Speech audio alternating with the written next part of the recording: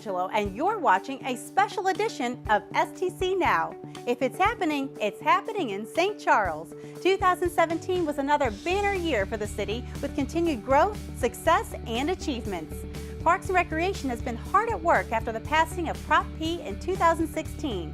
In August, they held the groundbreaking ceremony for the Blanchette and Wobble Horse aquatic facilities, and construction hasn't slowed down since.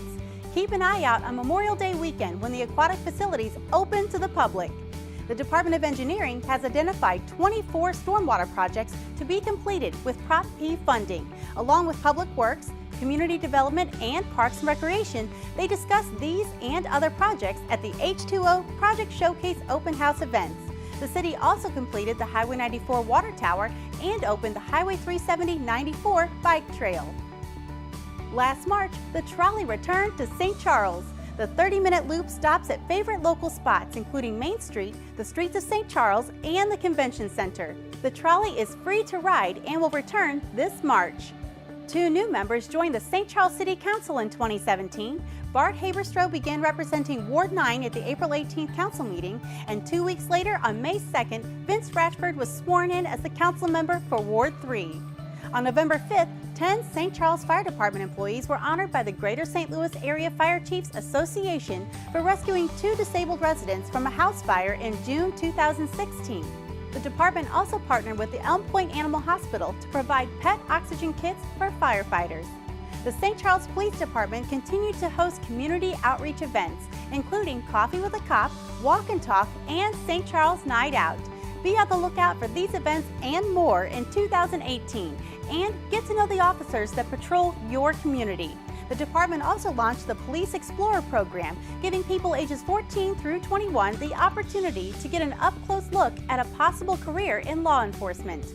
The city's Convention and Visitors Bureau unveiled a new website. Whether you want to get your friends together for a festival, find a place to stay, or plan your next business outing, you'll find all the information you'll need. Check it out at discoverstcharles.com. If you spent a lot of time in downtown St. Charles, chances are you came across a great festival. The long-running Riverfest and Christmas Traditions festivals were as popular as ever, and Legends and Lanterns continued to grow in its 2nd year. While you were downtown, we hope you stopped by the Foundry Arts Center to take in one of their great exhibitions or to participate in one of their fun, creative programs. Economic Development hosted another successful Regional Investors Breakfast at Lindenwood University's Jay Scheidegger Center, and they co-hosted the popular Small Business of the Year and City Employers of the Year awards with the Greater St. Charles County Chamber of Commerce. And you may have noticed lots of growth throughout the city, including at the Lindenwood Commons and streets of St. Charles. For the 29th consecutive year, the city's finance department was awarded the Certificate of Achievement for Excellence in Financial Reporting by the Government Finance Officers Association of the United States and Canada for its comprehensive annual financial report. A campaign on accessible parking was put together by the members of the city's Citizens with Disabilities Advisory Board in partnership with the Community Development and Media departments.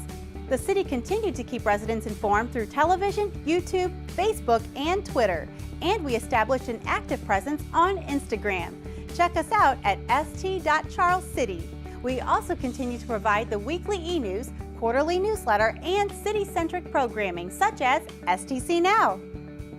2017 was a great year for our city. We hope you'll join us in 2018 as we continue to make St. Charles a great community. I'm Lonnie D'Angelo, and this has been STC Now.